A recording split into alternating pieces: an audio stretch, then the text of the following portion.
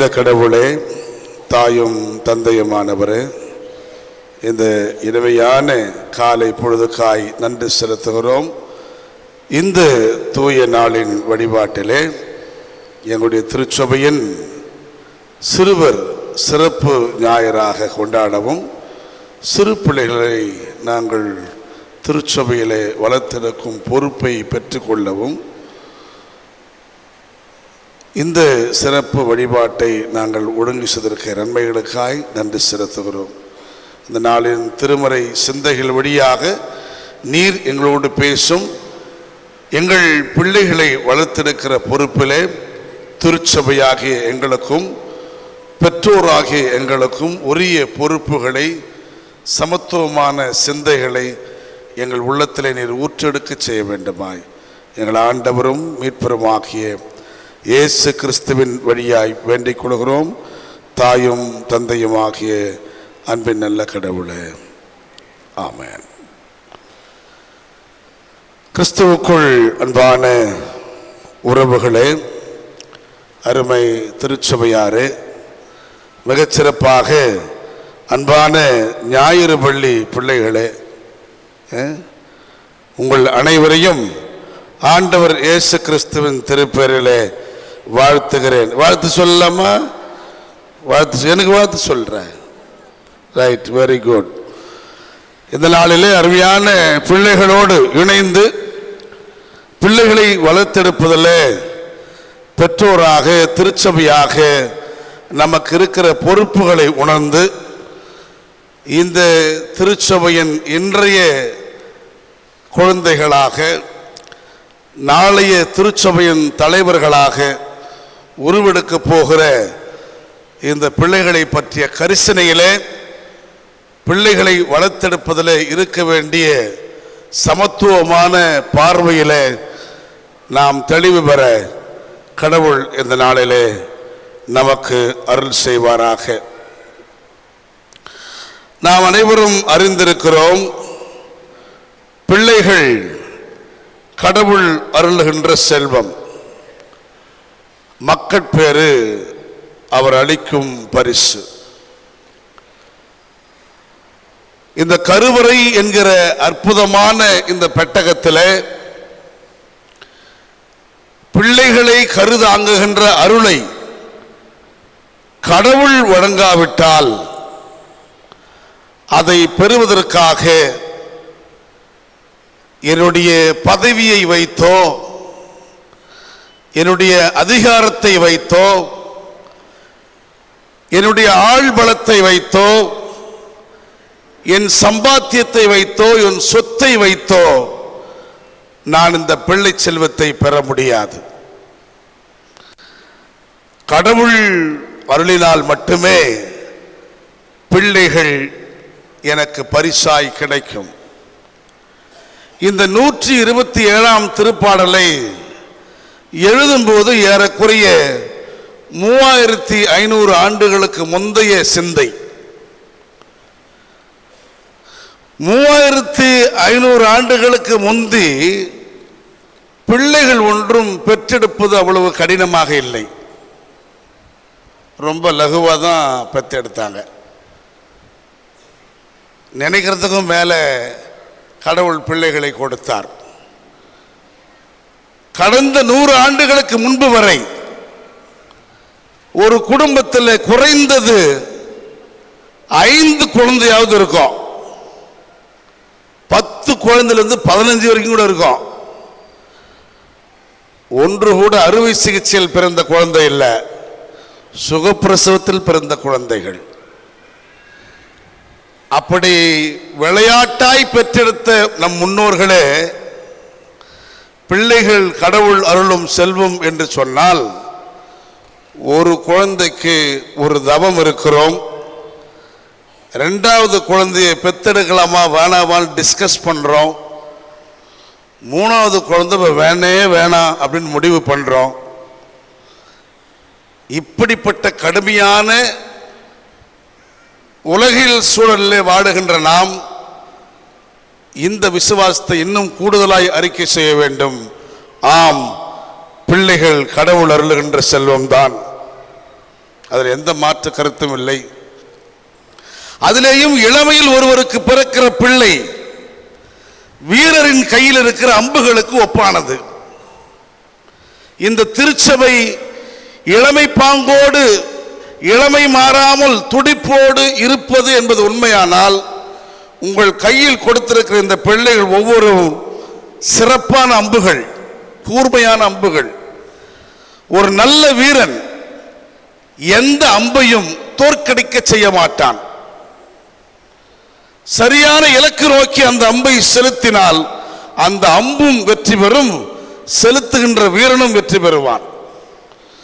அம்பு தோற்கிறது என்று சொன்னால் வீரன் தோற்று போனான் என்பதுதான் பொருள். எனவே இந்த இளமை திருச்சபையிலே கடவுளுடைய அருளை நிறைவாய் பெற்ற உயிர் துடிப்பான திருச்சபையிலே கடவுள் கொடுத்திருக்கிற இந்த ஒவ்வொரு செல்வங்களும் நம்முடைய கையில் இருக்கிற அம்புகள். அம்புக்குள்ள எந்த குறையும் கிடையாது. அது கூர்மையா இருக்குது, நேர்மையா இருக்குது, எல்லாம் இருக்குது. அந்த அம்பை கையாளுகிற வீரர்களாகிய நாம் சரியான இலக்கு நோக்கி அனுப்பும் ஆற்றலை பெற்றிருக்கிறோமா? மிலிட்ரியில எல்லாம் 40 வயசு 35 வயசு ரிட்டையர்ட் ஆகிட்டு வந்துடுவாங்க. வழக்கமாக ரிட்டையர்மெண்ட் 58, இப்போ 60. ஆனால் மிலிட்ரிக்கார 40 வயசு சுற்றி நிற்பான். நான் எக்ஸ் சர்வீஸ் மேன் ஐயானுமா. என்னடா என்ன ரிட்டையர்டு? ஏன் ரிட்டையர்டு? இளமை போனது. இளமையில் இருந்தால் துப்பாக்கியை அசைவின்றி குறி நோக்கி சுட முடியும். இளமை போனால் கைகளும் கால்களும் ஆடிப்போகும்.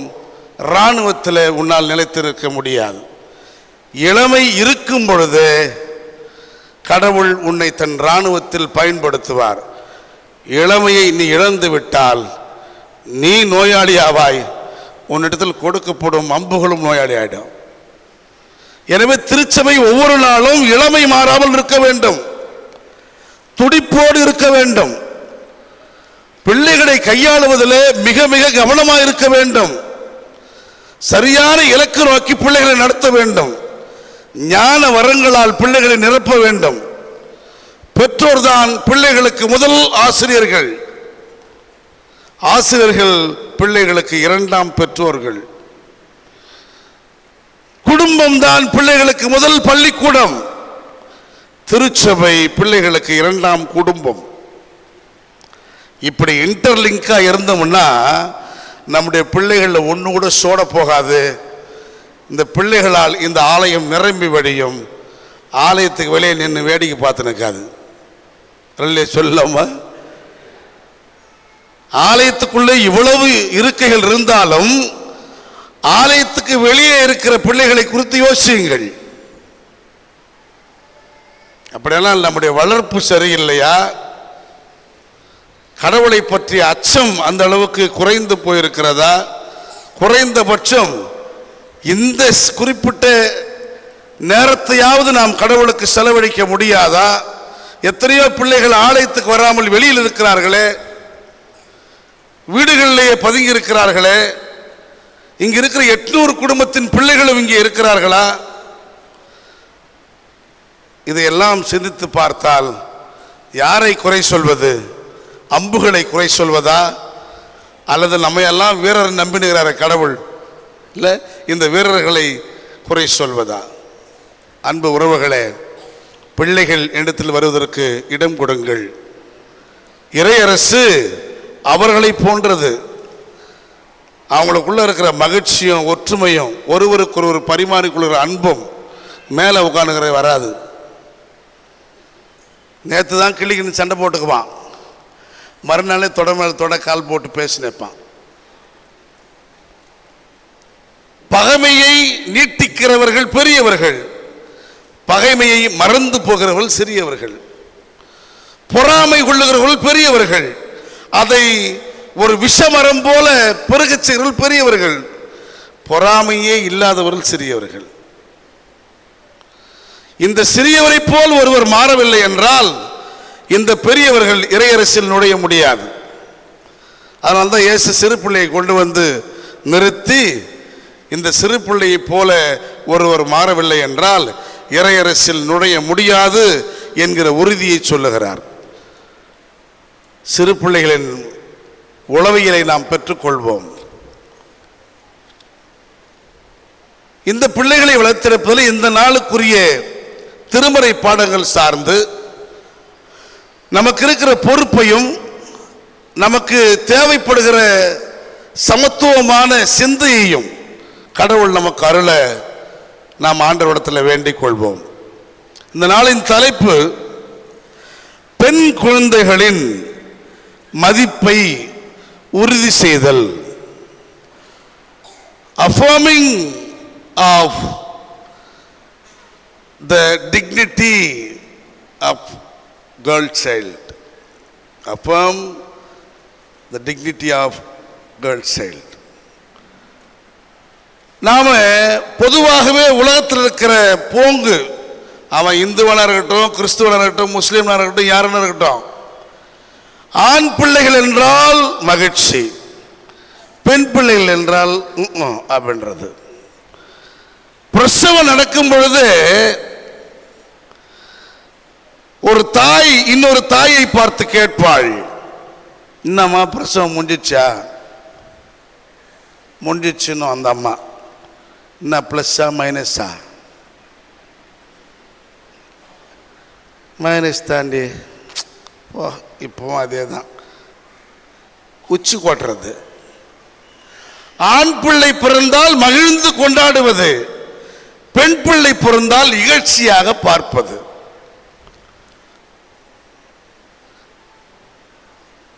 ஒரு ஆண்மகன் தன் மனைவி 3 பெண் பிள்ளைகளை பெற்றெடுத்து விட்டாள் என்பதற்காக அவளை வேண்டாத பொருளாக ஒதுக்கி தள்ளி ஒவ்வொரு நாளும் சித்திரவதை செய்கிறான். நடக்கிற உண்மை அது. ஃபேமிலி விசிட்டில் அடிக்கிறான், துன்புறுத்தலாம், குடிக்கிறான், மெதிக்கிறான். என்னடா காரணம்னு கேட்டா, ஆம்பளை பிள்ளை பெத்து தரலையா, அதுக்கு இன்னொரு ஆப்ஷன் தேடுறான், இன்னொரு மனைவியை கட்டிக்க விரும்புகிறான். யாருக்கு?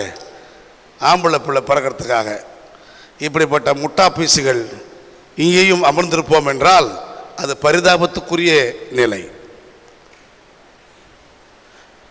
அறிவியல் உண்மை சொல்லுகிறது, ஒரு குழந்தையை பெற்றெடுப்பதில், அந்த குழந்தை ஆணா பெண்ணா என்று தீர்மானிப்பதில் பெண்களின் குரோமோசோம்களுக்கு பங்கு இல்லை.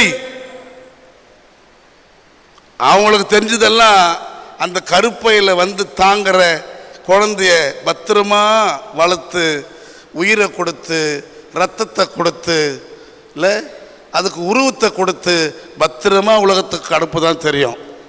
வேற எந்த பாவமும் அந்த கருவறைக்கு தெரியாது.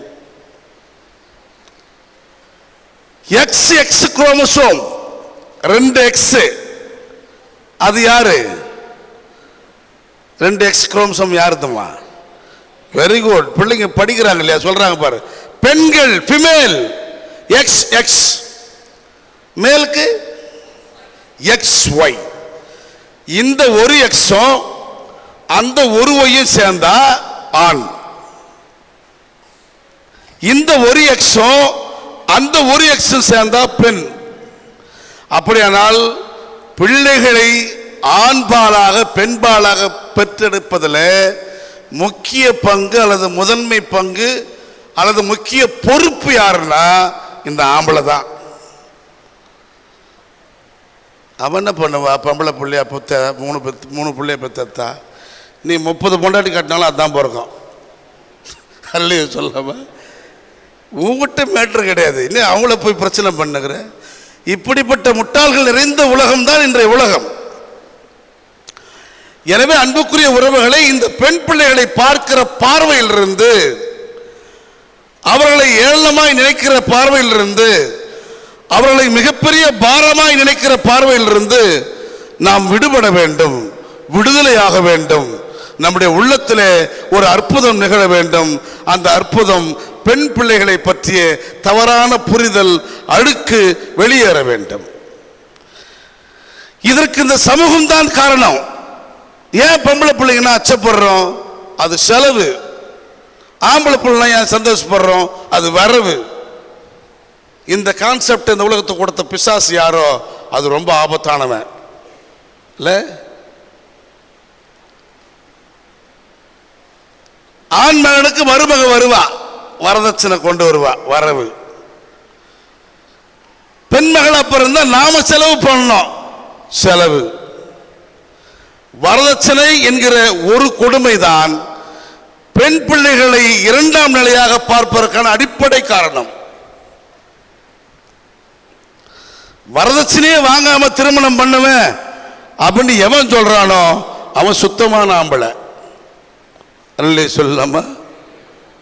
ஏன்னா அவன் ஒழிச்சு அவன் பொண்டாட்டி அவன் காப்பாற்றணும். வாக்கு கொடுக்கிறான், வாழ்விலும் தாழ்விலும் சுகத்திலும் சுகவீனத்திலும் வாழ்நாள் இறுதி வரை சாவு நம்மை பிரிக்கும் வரை உன்னை அன்பு பாராட்டவும் காப்பாற்றவும் வாக்கு கொடுக்கிறேன். நிறைவேற்றுறானா? 2 சவரம் போட்டா ஒரு அன்பு, 10 சவரம் போட்டா இன்னொரு அன்பு, 100 சவரம் போட்டா இன்னொரு அன்பு.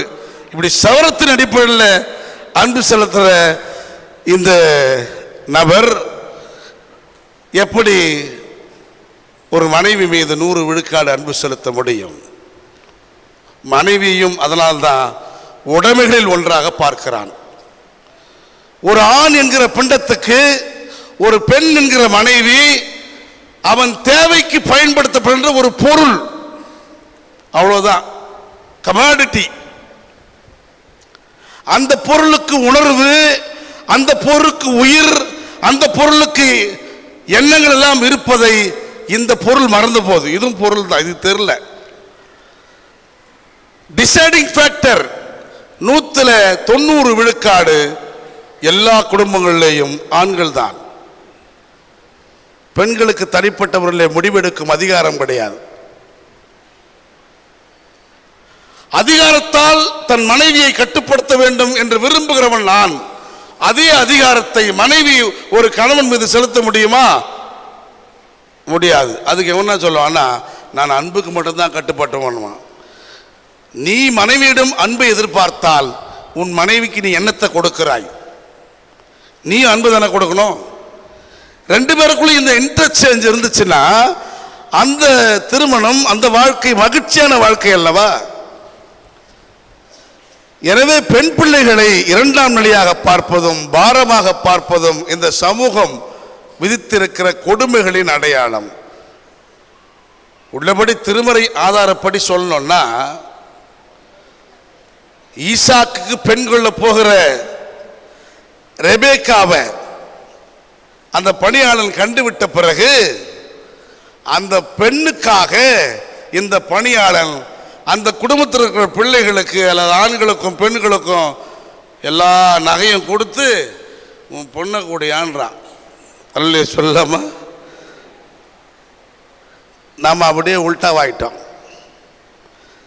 யாருக்கு இழப்போ அவனுக்கு ஈடு கொடுத்தா அது நியாயம். 21 வருஷம் 25 வருஷம் பெண் பிள்ளைய பெற்றெடுத்து அது MBBS BDS அப்படின்னு ஏதோ படிப்பை படிக்க வச்சு இல்லை, அது ஒரு நல்ல தனி ஆளுமை உடைய ஒரு நபராக உருவாக்கி அதை இழக்கிறான் பெற்றோர். ஒரு ஆணுக்கு நிகராக ஒரு பெண்ணுக்கும் செலவிடுற அப்பா அம்மா.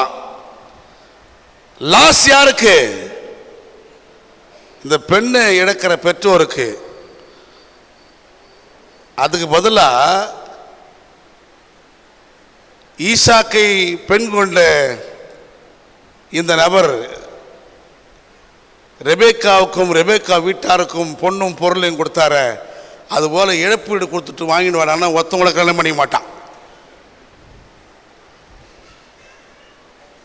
இவனுக்கு பொண்ணும் வேணும், பொண்ணு சார்ந்த அறிவும் வேணும், பொண்ணு வேலை செய்கிற வேலையும் வேணும், பொண்ணு வாங்குற சம்பளமும் வேணும், கூடவே ஒரு 100 சவரம் நகையும் வேணும். எவ்வளோ கேவலம் இல்லை? இதனால் தான் உலகம் அஞ்சுகிறது. பெண் பிள்ளைகளே வேண்டாம். எப்படி சமாளிக்க முடியும்? ஒரு பிள்ளைய கரை சேர்க்கவே முடியல.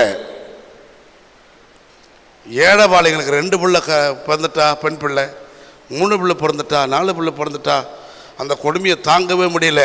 எத்தனையோ முதிர்கன்னிகள், 30 வயதை கடந்து நிற்கிற கன்னிகள், திருமணமாகாமல் நிற்கிற கன்னிகள், ஒரே ஒரு காரணம், விலை கொடுத்து வாங்க தங்க நகைகள் இல்லை.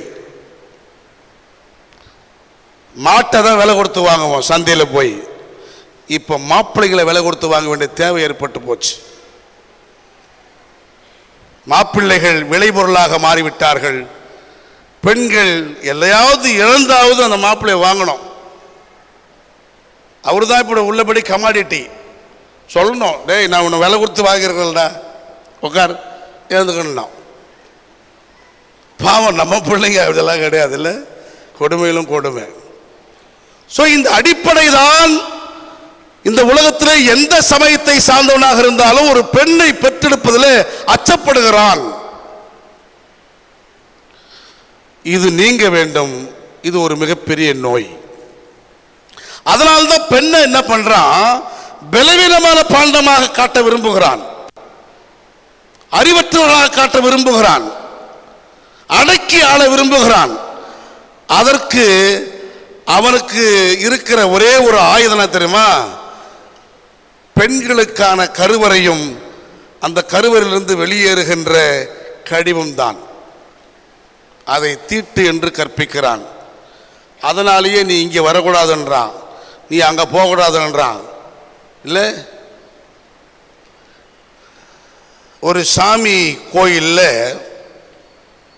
பெண் பிள்ளைகள் வருவதற்கு இன்றைக்கும் தடை. 21ஆம் நூற்றாண்டிலும் 10 வயதுக்கு மேற்பட்ட பெண் பிள்ளைகளோ 50 வயதுக்கு கீழே இருக்கிற பெண்களோ இந்த ஆலயத்துக்கு வரக்கூடாதுன்னு ஆகம விதியில் சொல்றான். என்ன காரணம் அதுக்கு? 10 வயசுக்கு மேற்பட்ட பெண் பிள்ளை, 50 வயசுக்கு கீழே இருக்கிற பொம்பளை ஒரு கோயிலுக்குள்ள வரக்கூடாதுன்னு சொல்றான்னா அதுக்கு அடிப்படை காரணம் என்ன? ஒண்ணுமே கிடையாது. இந்த இடைப்பட்ட நாளில் தான் மாதவிடாய் என்கிற இந்த கருவை தாங்குகிற அற்புதம் நிகழும். நாம் அதை அற்புதமாய் பார்க்கிறோம், அவன் அதை தீட்டா பார்க்கிறான். அந்த கற்பித்தல் அடிப்படையில் தான் நீ உள்ள வந்த சாமி தீட்டாடுன்றான். அரசாங்கமே நீதிமன்றத்தின் வழியாக உரிமையை பெற்றுக் கொடுத்தாலும் கடவுளை வழிபட யாருக்கும் உரிமை உண்டு, எந்த வயதிலும் வரலாம் என்று சொன்னாலும் ஆகம விதிப்படி அது ஆகாது என்று இன்றைக்கு வரை பெண் பிள்ளைகளை ஒரு கடவுள் புறக்கணிக்கிறது. அது இந்தியாவில் நிகழ்ந்து கொண்டிருக்கிறது. அதற்கு அடிப்படை காரணம் வேற ஒன்றுமில்லை, இந்த பிரச்சனை தான்.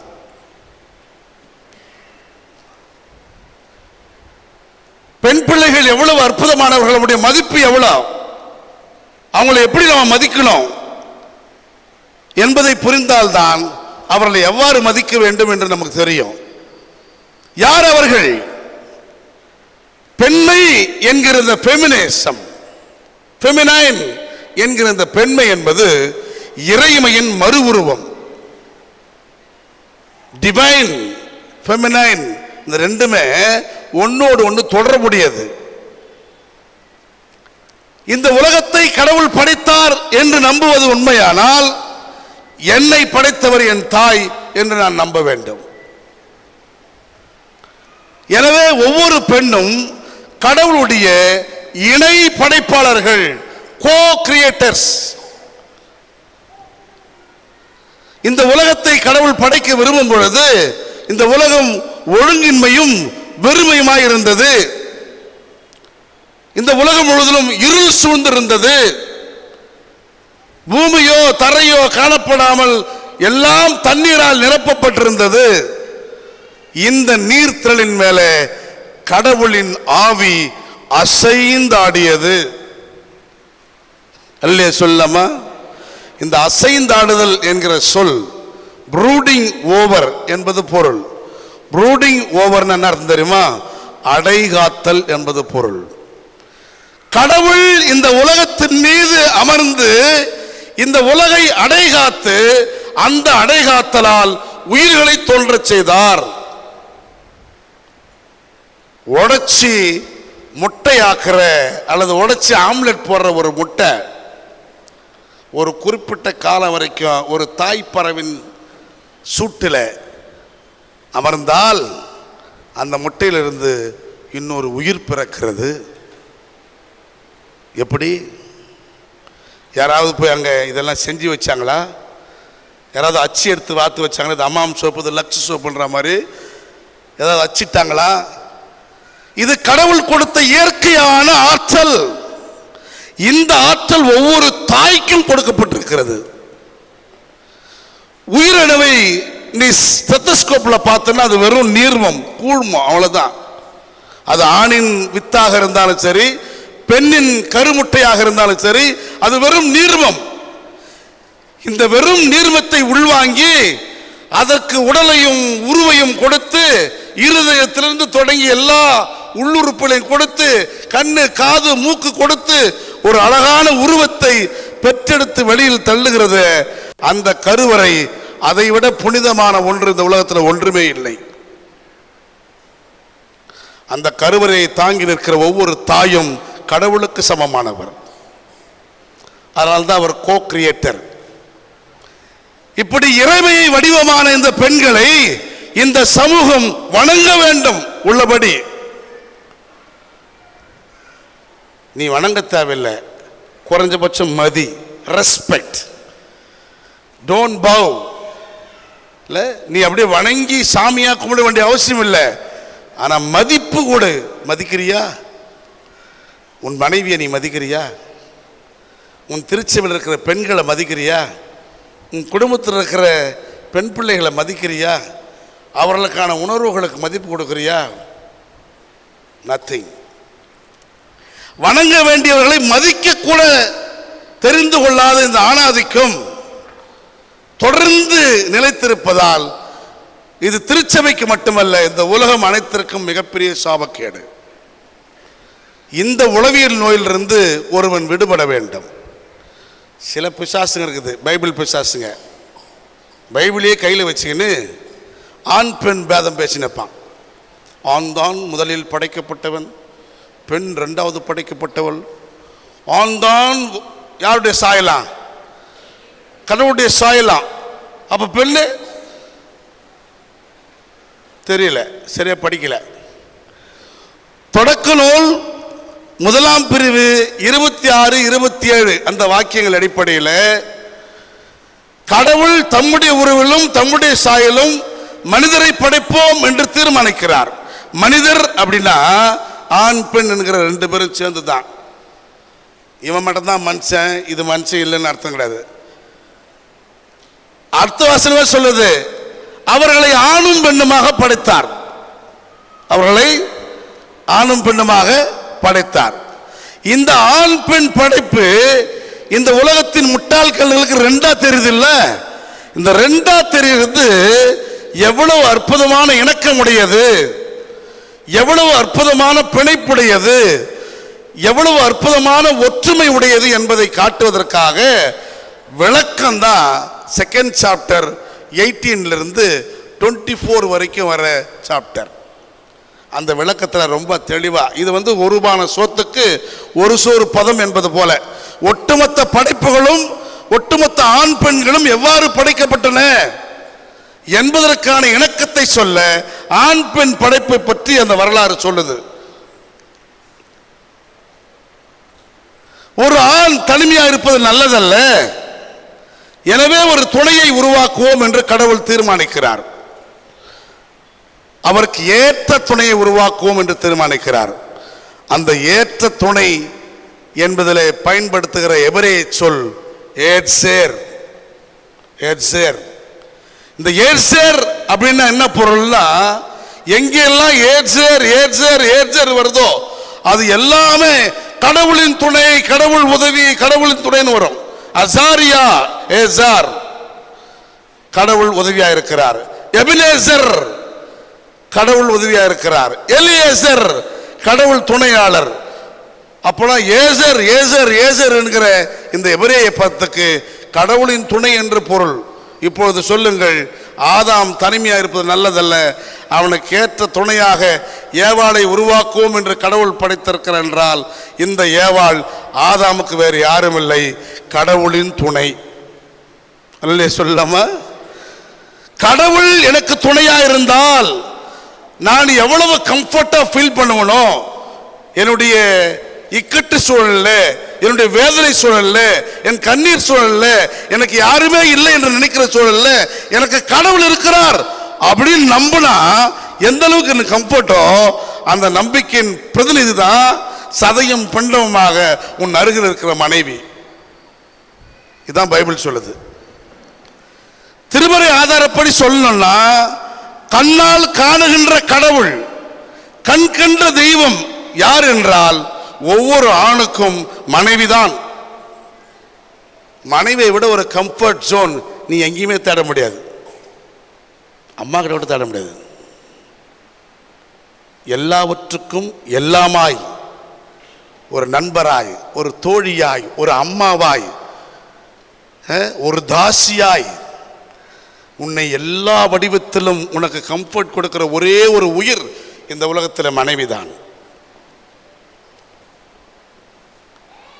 அவர் வேறு யாரும் இல்லை, கடவுளின் துணையானவர். அதனால ஒவ்வொரு ஆணுக்கும் கண்ணால் காணுகின்ற தெய்வம் வேறு யாரும் இல்லை, மனைவிதான். நம்ம அப்படியே உல்ட்டா அடிச்சு கணவனே கண் கண்ட தெய்வம்ட்டோம். உண்மையாது கணவன் என்னைக்கு தெய்வம் பார்த்துக்கிறான்? கணவனை வேற சாத்தா உலகத்தில் யாருமே இல்லையே, அரக்கனவெல்லாம் இருக்கிறான் ஒவ்வொரு கணவனும். நான் எல்லாரையும் சொல்லலை, அப்புறம் என்னையும் சொல்லி அர்த்தமாயிடும். நான் அப்படி இல்லை, துணிஞ்சு சொல்லுவேன். ஆனால் எல்லாம் அப்படிதான் இருக்கிறோமா? எல்லா மனைவிமார்களுக்கும் ஒவ்வொரு கணவனும் கடவுளை போன்றுதான் இருக்கிறோமா?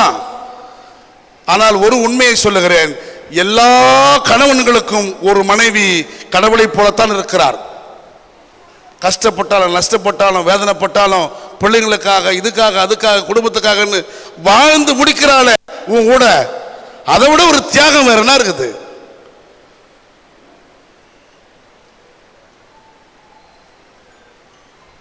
எனவே அன்புக்குரிய உறவுகளே, கடவுளின் துணையாக, கடவுளுக்கு இணையான படைப்பாளராக பார்க்க வேண்டிய இந்த பெண்களை இந்த சமூகம் எப்படி பார்க்குது என்று சொன்னால், பாரமாக, தேவையற்ற ஒன்றாக, இல்லை எக்ஸ்ட்ரா ஃபிட்டிங்காக பார்க்குது. அட்டாச் ஆயிடுச்சு, இது எப்படியாவது கட் பண்ணி விட்டுடணும் அப்படின்னு நினைக்குது. அந்த லெவலுக்கு இன்னைக்கு போயிருக்குதுன்னா இந்த சமூகம் இந்த பெண்களை பார்க்கிற பார்வை பழுதுபட்டு இருக்கிறது. ஆண் பிள்ளைகளுக்கு ஒரு நியாயம், பெண் பிள்ளைகளுக்கு ஒரு நியாயம், படிப்புல கூட. இப்போ நம்ம வளர்ந்துட்டோம், ஓரளவுக்கு நம்ம பிள்ளைகளை படிக்க வைக்கிறோம். நீங்கள் கிராமத்தில் போய் கேளுங்களேன், தம்பி தங்கச்சி தூக்கி வச்சதுக்காகவே 10 வயசு மிகுந்த பெண் குழந்தை வீட்டில் நிறுத்தப்படும், படிப்புக்கு அனுப்பப்படாங்க. இந்த அம்மா கலைக்கு போவாங்க, இந்த அம்மா நடுவுக்கு போவாங்க, குழந்தைங்களை பார்த்துக்கிறதுக்கு ஒரு ஆயா வேணும். அந்த ஆயா வேறு யாரும் இல்லை, கூட பிறந்த அக்கா. அது இடுப்பு காய்ச்சி போயிருக்கும் நம்ம குழந்தைக்கு. இந்த குழந்தைகளை தூக்கி வச்சு அது படிக்காது. இப்படி கொஞ்சம் கொஞ்சமாக பெண்களை தரைமட்டத்துக்கு தள்ளியது இந்த சமூகம். இதில் கிறிஸ்தவர்கள் ஒன்றும் பெரிய விதிவிலக்கு இல்லை, கிறிஸ்தவர்களும் அப்படித்தான் இருந்திருக்கிறார்கள். ஆனால் திருச்சபையின் ஆதாரப்படி, திருமறையின் ஆதாரப்படி நாம் தெளிவாக புரிந்து கொள்ள வேண்டும். பெண் பிள்ளைகளுக்கும் சமமான நீதியையும் சமத்துவத்தையும் முதலாவது கிறிஸ்தவ குடும்பங்கள் கொடுக்க வேண்டும். மற்றவங்க கொடுக்குறாங்களோ இல்லையோ, as a Christian family நீ 2 பேரும் என்ன பண்ணணும், சமமாக பார்க்கணும். தொடக்க நூல் நம் பிரச்சனை எண்ணிக்கையில் இந்த மோசேயின் காலத்தில் மனாசே குடும்பத்தை சார்ந்த செலோபகாத் என்கிற நபருடைய பெண் பிள்ளைகள் 5 பிள்ளைகள், ஆண் பிள்ளைகளே பிறக்கல. பொதுவாகவே சொத்தில் உரிமை ஆண்களுக்கு மட்டும்தான், அந்த தலைப்பிள்ளை என்கிற உரிமை ஆண்களுக்கு மட்டும்தான், வாரிசு உரிமை ஆண்களுக்கு மட்டும்தான். இன்னைக்கு வரைக்கும் அப்படிதான் சொசைட்டி நடத்துது. அன்னைக்கு அதை விட கொடுமையா இருந்திருக்கும். அப்பா இறந்துட்டாரு, இப்ப இந்த 5 பெண் பிள்ளைங்களும் அனாதையா நிற்குது. இவங்க கருமாதி முடிஞ்ச உடனே என்ன பண்றானுங்க தெரியுமா, சொத்தை பிரிச்சுக்கிறானுங்க, கூட பிறந்த அனந்தமிகளாம் பிரிச்சுக்கிறானுங்க. என்ன ஆம்பளை பிள்ளைகள் இல்லை அந்த வீட்டில்? தம்பி அப்போ அமைதியாக இருக்கணும். இப்பொழுது இந்த 5 பெண் பிள்ளைகளை மோசே கிட்ட முறையிடுறாங்க. ஐயா, எங்க அப்பாவுடைய சொத்துல எங்களுக்கு உரிமை இல்லையா? எங்க அப்பாவுக்கு அடுத்த வாரிசை எங்களை கொடுக்க கூடாதா? ஏன் எங்க சித்தப்பாவங்களுக்கும் எங்க பெரியப்பாவங்களுக்கும் கொடுக்குறீங்க? அப்ப எங்க அப்பாவுடைய பங்கு எங்க? நாங்க அவளுக்கு பொறுக்கலையா என்று முறையிடும் போது இதுவரை கேள்விப்படாத, இதுவரை வராத ஒரு பிரச்சனை இது. இதுவரை எல்லா பெண்களும் சம்மதிச்சு ஒத்துக்குனாங்க. ஆனால் இந்த பெண்கள் சம்மதிக்கவில்லை. புரட்சி பெண்கள் அல்ல சொல்லாம எங்க அப்பாவுடைய உரிமை எனக்கு கூடியான்னு கேட்குது. இவருக்கு முடிவெடுக்க தெரியல. மோசேக்கு சாமி கிட்ட போய் கேட்குறாரு. சாமி சொல்றாரு, குடுறா போடான்றாரு. அல்ல சொல்லாம கொடு. அந்த பிள்ளைகளுக்கு சொத்தில் உரிமை கொடுத்தார்கள். அன்றைக்கு தொடங்கிய 3200 ஆண்டுகளுக்கு முன்னால் தொடங்கிய அந்த உரிமையை இன்று வரை எல்லா பிள்ளைகளும் பெற்றிருக்கிறதா என்று கேட்டால் எழுத்தில் இருக்கிறது, சட்டமா இருக்குது, ஆனால் பெறவில்லை. அதற்கும் தடை வேற எதுவும் இல்லை. வரதட்சணை. சொத்துல உரிமை பெறதுக்கு முடியாத தடை என்ன தெரியுமா? வரதட்சணை. சில நேரங்களில் சொத்தை விட வரதட்சணை பெருசு. ஆம்பளை பிள்ளைகளுக்கு பிரிச்சு தர சொத்தை விட பெண் பிள்ளை கொடுக்கிற வரதட்சணை பெருசு. அந்த கொடுமை தான் இந்த உரிமையை மறுக்கிறது. எனவே களையப்பட வேண்டியது வரதட்சணை, களையப்பட வேண்டியது பெண்கள் மீதான அந்த அடிமைத்தன அடையாளங்கள். அவற்றை களைந்தால்தான் இந்த சமூகம் உருப்படும். இந்த பெண்கள் போராடி தங்கள் உரிமையை பெற்றுக் கொண்டார்கள். நம்முடைய இந்திய சமூகத்தில் இந்திய அரசியல் அமைப்பு சட்டத்தின் கீழே பெண்களுக்கான சொத்துரிமையும் பெண்களுக்கான கல்வி உரிமையும் எழுத்து வடிவத்தில் சட்டமாக்கப்பட்டிருக்கிறது. அது இன்னும் குடும்ப வாழ்விலே நடைமுறைக்கு வரவில்லை. அதை வைத்து கேசு போட்டு ஜெயிச்சுக்கலாம் போகணும்னு நினைக்கிறவங்க. இந்த செலுபுகாத்துடைய பெண்களைப் போல பிள்ளைகளைப் போல போராடி உரிமையை பெற விரும்பினால் அதற்கு சட்டம் வழி கொடுக்குது. இல்லைன்னா அந்த சட்டம் வெறும் எழுத்துல தான் இருக்குது. அதை சட்டப்பேரவையில் நிறைவேற்றி தீர்மானத்தை நிறைவேற்றிய தலைவனாக டாக்டர் கலைஞர் அவர்களை பார்ப்பதில் பெருத்த மகிழ்ச்சி அடைகிறோம். அவரை ஒரு பிரதிநிதியாகவே பார்க்கிறோம். அப்படி எல்லாத்துக்கும் சமத்துவ நீதியை பெற்றுக்கொள்ள தலைவர்கள் உருவாக வேண்டும். ஆண்டவர் இயேசு கிறிஸ்து ஒரு வழியா நடந்து கொண்டு போயிருக்கிறார். அந்த பகுதியில் இருக்கிற தொழுகை கூட தலைவர், ஜபாலய தலைவன் ஒருவன், எவீர் என்கிற தலைவன், தன்னுடைய பெண் பிள்ளை 12 வயது மதிக்க பெண் பிள்ளை சாகும் தருவாயில் இருக்கிறது. எனவே ஆண்டவரே, நீர் வந்து என் பெண்ணை தொட்டு என் குழந்தை சுகமாக்குன்னு கூப்பிடுறாரு. இதுதான் மார்க் 5ஆம் அதிகாரத்தில் தொடக்கத்தில் இருக்கும். எவீர் என்கிற ஜபாலய தலைவன் இயேசுவை அணுகி என் பிள்ளையை நீர் வந்து தொட்டு சுகமாக்கும் என்று கேட்கிறார். இயேசு அவருடைய விசுவாசத்துக்காக அவர் பின்னால போறார். போகும் வழியில இயேசு வருகிறார் என்று கேள்விப்பட்ட உடனே நிறைய கூட்டம் சேர்ந்துருச்சு. கூட்டத்தின் நடுவில் என்ன ஆச்சு ஏதாச்சே தெரியல. திடீரென்று போகிற வழியில இயேசு பாதியில் நின்று விட்டார். போறதுல டிராபிக் ஜாம் ஆன மாதிரி 5 நிமிஷத்துல போய் ரீச் ஆகணும். இல்லை செத்து போடுறது குழந்தை. அரை மணி நேரமா அல்லது அரை நாளா இயேசு அந்த இடத்த விட்டு வரல. என்னடா பிரச்சனைனா, என்னை தொட்டது யாருன்னு கேட்கிறாரு. என்னை தொட்டது யார்? சுத்திகரெல்லாம் சொல்றான், என்ன அது இவ்வளவு கூட்ட நெரிசல் இருக்குது, யார் யாரை தொட்டாலும் தெரியாது, எல்லாரும் தான் எல்லாம் தொட்டுக்கிறோம், நான் கூட தான் தொட்ட உங்களை என்று சொல்ல இயேசு சொல்கிறார், இல்லை இல்லை, என்னை ஒருவர் தொட்டார், என்னிடமிருந்து வல்லமை புறப்பட்டது. சொல்லாமா அவர் வந்து சொல்லும் வரை நான் இந்த இடத்த விட்டு நவர மாட்டேன்றார் ஆண்டவர். ஒரு பக்கம் எவீருக்கு பக்கு பக்குன்னு பொண்ணு செத்து போடும் பொழுது இவர் இங்கே டைம் வேஸ்ட் பண்ணுங்கிறாரு. யார் யாரை தொட்டான்னா உடியா வாயா தயவு செய்துன்னு கூப்பிடுவார் இவர். எவரு இல்லை தம்பி அது சொல்லாத நான் வரமாட்டேன் இவர். அன்பு உறவுகளே, இந்த சம்பவம் யாருக்கும் தெரியாமல் மறைமுகமாக நடந்து நிறைவேறிவிட்ட சம்பவம். யாருக்கும் தெரியாது என்ன நடந்துச்சுன்னு.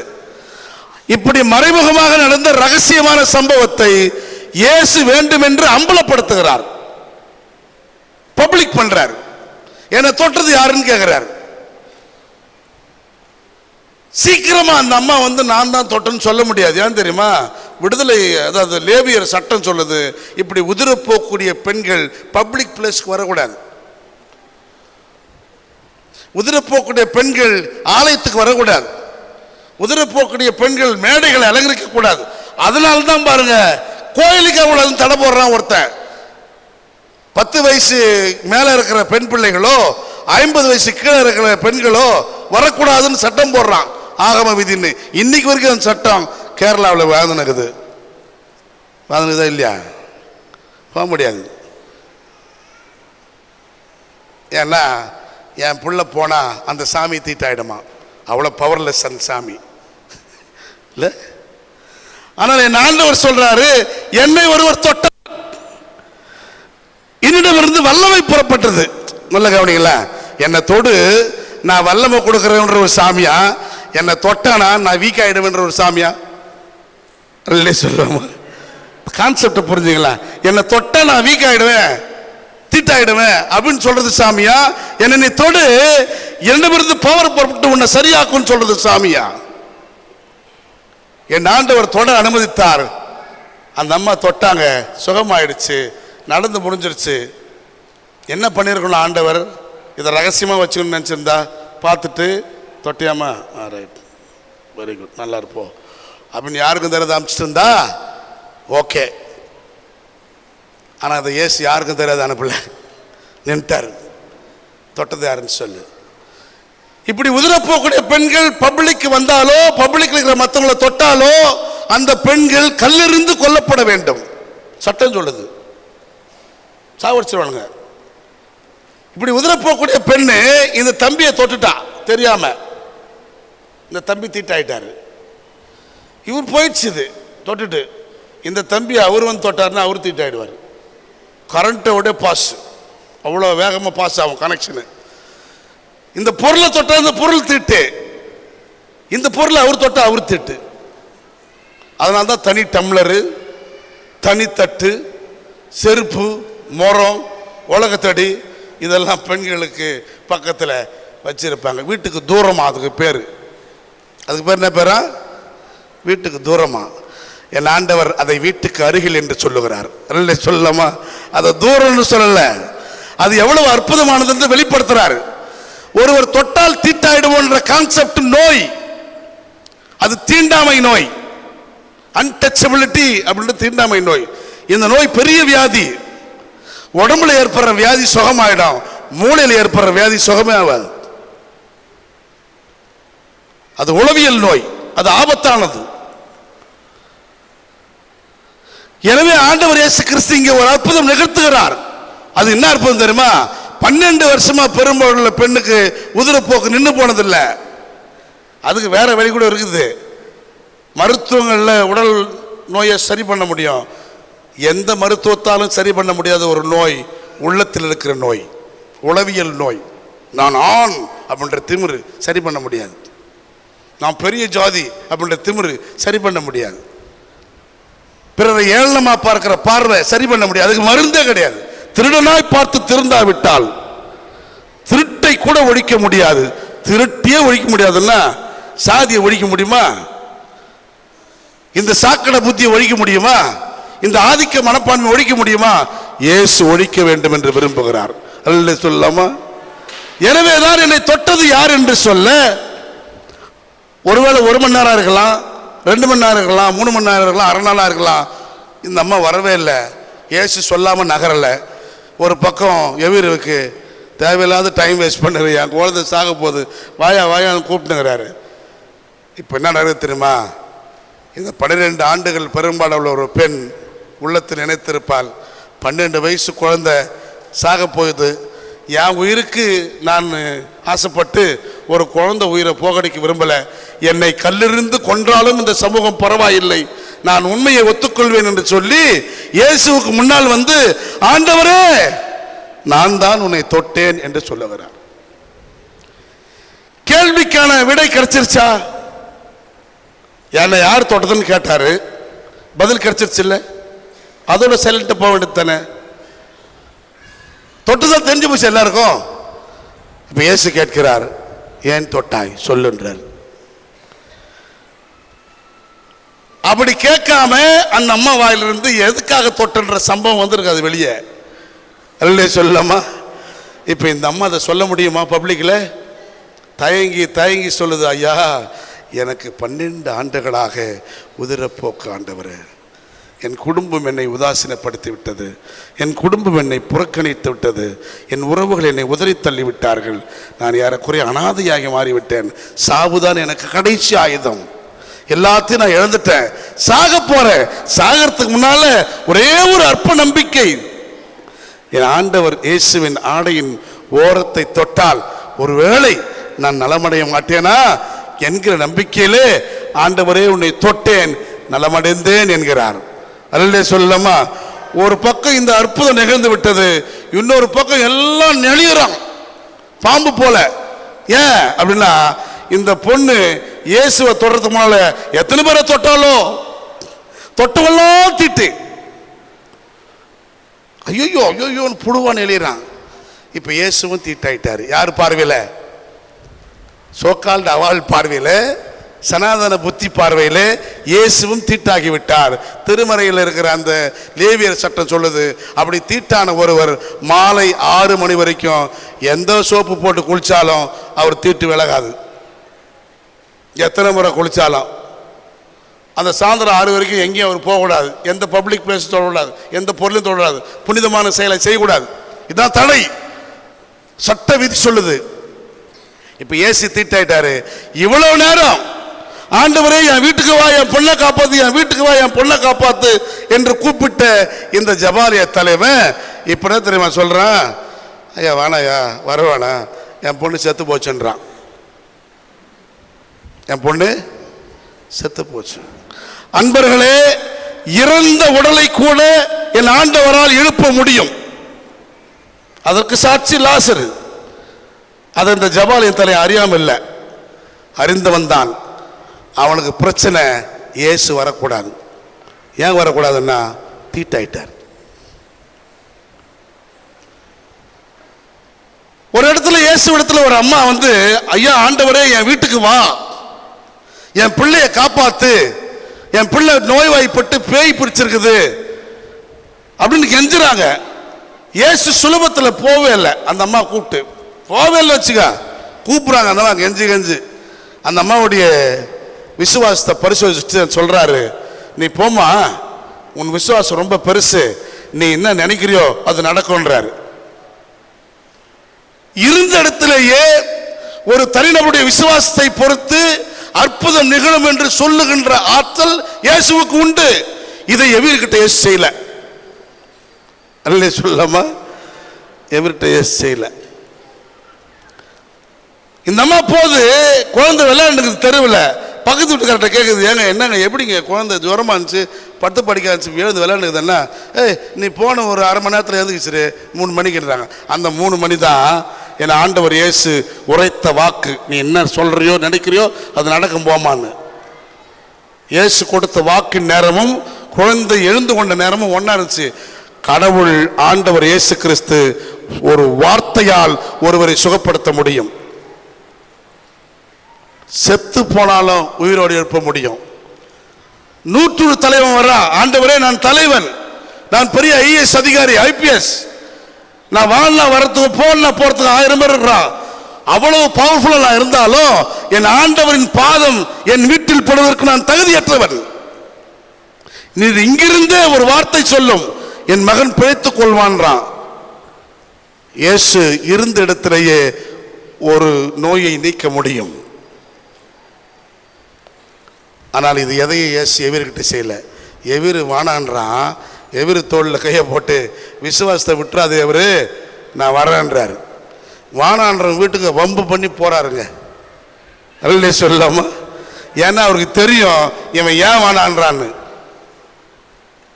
பொண்ணு உயிர் முக்கியமா சாதி சடங்கு முக்கியமானா இவனுக்கு சடங்கு தான் முக்கியம்.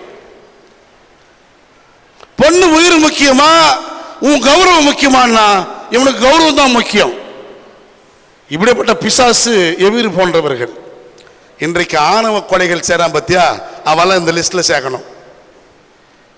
அவன் கௌரவத்தை காப்பாற்றுறதுக்காக, அவன் போலி கௌரவத்தை தக்க வைக்கிறதுக்காக, அவனுடைய சமய சடங்குகளை காப்பாற்றுக்காக, அவன் மீசையை முறிக்கிறதுக்காக பெத்த பொண்ணை வெட்டி கொள்றான் பத்தியா, அவனும் எவரும் சமம் இயேசுவின் பார்வையில்.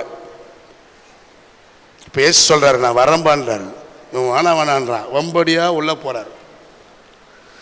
உள்ள போனா இவரை செத்துட்டாருன்னு சொல்லிட்டாங்க. அதை செட்டப் பண்றதுக்கு உள்ள உட்காந்து நீலிகனை வச்சுக்குது சில பேர். ஊர்ல சாவனா மாரில் சாந்தனன்னு சில பேர் சுத்துவான். எந்த பொம்பளையும் யாரும் தப்பா எடுத்துக்காதுங்க, செத்த உயிருக்காக யாராவது வந்து போய் அங்கே நின்று இது போய் இவன் புருஷன் நினச்சினாது இருக்கும். ஐயோ யாராச்சா நீ வரன்ட்டு போனியே விட்டுட்டு போனியே ஊழ விட்டுனுங்க. அந்த மாதிரி ஊர் சாவுக்கெல்லாம் தான் அழகாக நடிக்கிற சில குரூப் இருக்குது. இப்போல்லாம் பணம் கொடுத்து நடிக்க வைக்கிறாங்க தெரியுமா? மாரில் அடிச்சுக்கிறதுக்கு பணம், சாவு ஆயிரத்துக்கு பணம் கொடுத்து வர வைக்கிறாங்க. அப்போல்லாம் அழுதாங்க ஜனங்க உறவுக்காரங்க. இப்போ அது ஆயிரத்து கூட ஆள் இல்லை, நடிக்கிறது கூட ஆள் இல்லை. இப்போ பணம் கொடுத்து நடிக்க வைக்கணும். ஏசு அந்த நடிக்கிற பிசாசெல்லாம் வெளியே தோத்துறாரு. போ வெளியே போ. உள்ள போய் படுத்த படுக்கையா இருக்கிற குழந்தைய பார்த்து சொல்ற, அந்த குழந்தை சாகலடா, இந்த குழந்தை தூங்குதுறான்றார். சொல்லமா? உள்ள போன ஆண்டவர் இயேசு கிறிஸ்து வார்த்தையில் மட்டும் செயல்படவில்லை, சைகையிலையும் செயல்படுறாரு. அந்த குழந்தைய தொட்டு சொல்லலாமா, தீட்டு என்று நம்புகிற பிசாசே, நான் உன் பெண்ணை தொடர்றேன், தீட்டாண்டா செத்து போட்டோம், தீட்டு இல்லைன்னா உயிரிட வரட்டும் சொல்லலாமா? அது தீட்டு இல்லடா நாயே, அது உயிரை கொடுக்கறதுடா சொல்லலாமா? அது உயிரை எடுப்பதல்ல, என் தாயின் கருவறையிலிருந்து வருகிற அந்த உதிரப்போக்கு உயிரை எடுப்பதல்ல, உன் உயிரை கொடுப்பது.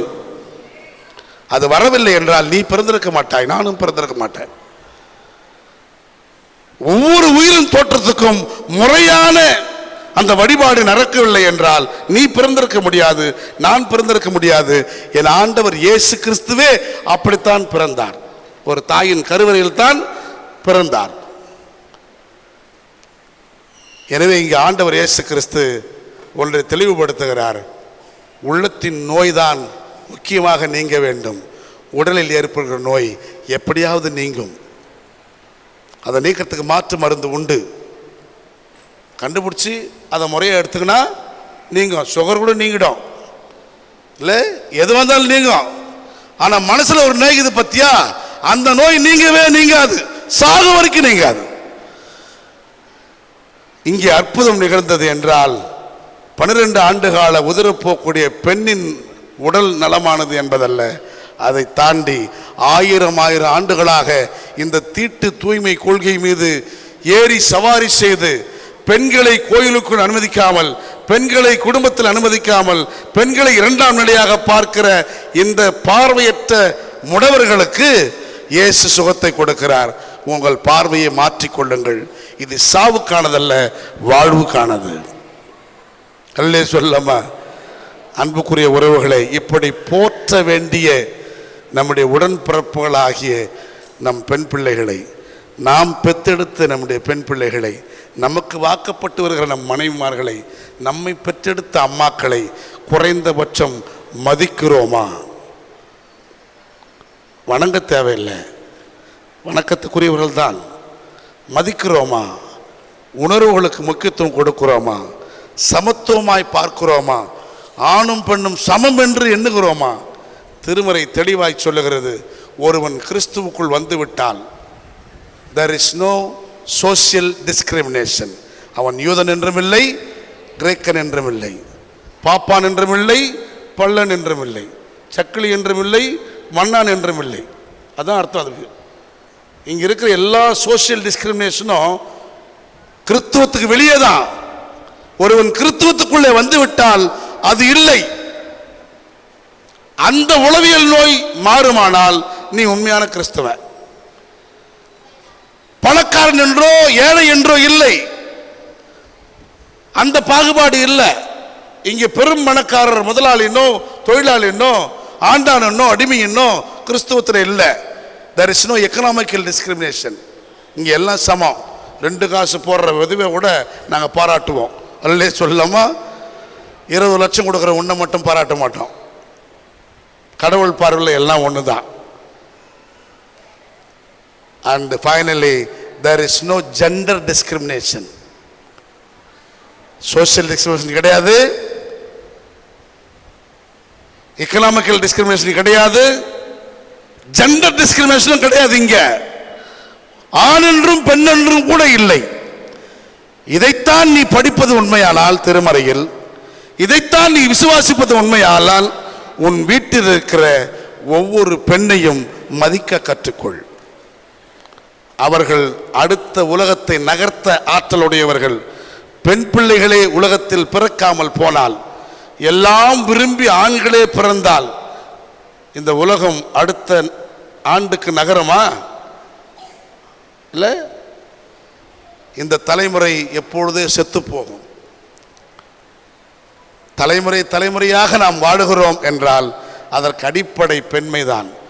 எனவே அந்த பெண்மையை போற்றவும், நம்முடைய குடும்பத்தில், நம்முடைய திருச்சபையிலே, நம்முடைய சமூகத்தில் இருக்கிற பெண் பிள்ளைகளை பாதுகாக்கவும், அவர்களுக்கான மாண்பை உறுதிப்படுத்தவும், அவருடைய பலவீனத்தில் நம்முடைய பலவத்தை கூடுதலாக இடைக்கட்டி அவர்களுக்கு பெரிய ஒரு கம்ஃபர்ட்டா நிற்கவும் திருச்சபையும் ஆணாதிக்க சமூகமாக இருக்கிற இந்த ஆதிக்க மனப்பான்மை விட்டு விலகிற ஆடவர்களும் இணைந்து நம்முடைய பெண் பிள்ளைகளை பாதுகாக்க வேண்டிய கடமை இருக்கிறது. எனவே அன்புக்குரியவர்களே, இந்த தலைப்பு மீண்டும் நினைவுறுத்தி விரும்புகிறேன். affirm the dignity of girl child. பெண் குழந்தைகளுடைய மதிப்பை உறுதிப்படுத்துங்கள். இருக்குது, அதை கொடுங்க. அந்த பிள்ளைகளுக்கு நல்ல ஞானத்தை, நல்ல அறிவை, நல்ல எதிர்காலத்தை கற்றுக் கொடுங்கள். ஒரு நிறைவான உண்மையை சொல்லுகிறேன். இந்த குடும்பத்தில் ஆண் பிள்ளைகளை பெற்றெடுத்த எத்தனையோ பெற்றோர் கடைசி நாட்களில் அனாதைகளாய் சாகிறார்கள். எந்த ஆம்பளை பிள்ளையும் அப்பா அம்மாவை அக்கறையோடு கவனிப்பதில்லை. 180 விழுக்காடு, 20 விழுக்காடு இருக்கிறான், 1-2 பேர் இருக்கிறான். ஆனால் அதிகபட்சம், ஆனால் 180 விழுக்காடு பெண் பிள்ளைகளை பெற்றெடுத்த எல்லா பெற்றோரும் கொடுத்து வைத்தவர்கள். அவருடைய கடைசி கால கழிவுகளை பெண் பிள்ளைகள் அர்ப்பணிப்போடு கழுவி எடுப்பதை போல ஆண் பிள்ளைகள் எடுப்பதில்லை. ஆண் பிள்ளைகளுக்கு வாக்கப்பட்டு வருகிற மருமகளும் எடுப்பதில்லை. எனவே யாரா கொடுத்து வச்சுவேன் அப்படின்னா, ஆம்பளை பிள்ளை பெற்றெடுக்கிறவன் இல்லை, பொம்பளை பிள்ளையை பெத்தாம்பாரு அவன் தான் ஏன் கொடுத்து வச்சுவன்னு சொல்லணும். அந்த சிந்தை குறைந்தபட்சம் இந்த திருச்சபையின் சமூகத்துக்கு வர வேண்டும். இங்கிருந்து அது காட்டு தீயாய் உலகம் முழுவதும் பரவ வேண்டும். இந்த சிந்தையிலே நாம் எல்லோரும் நிறைவடைய கடவுள் நமக்கு அருள் செய்வாராக. தலைகளை தாழ்த்தி நாம் இறைவேண்டல் செய்வோம்.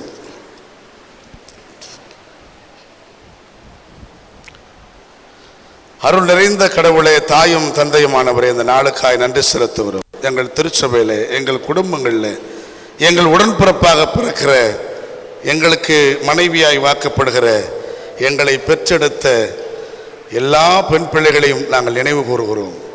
அவர்களுக்குரிய மதிப்பையும் மாண்பையும் நாங்கள் எண்ணி பார்க்கிறோம். கடவுளுக்கு நிகரான படைக்கும் ஆற்றலை பெற்றவர்கள்.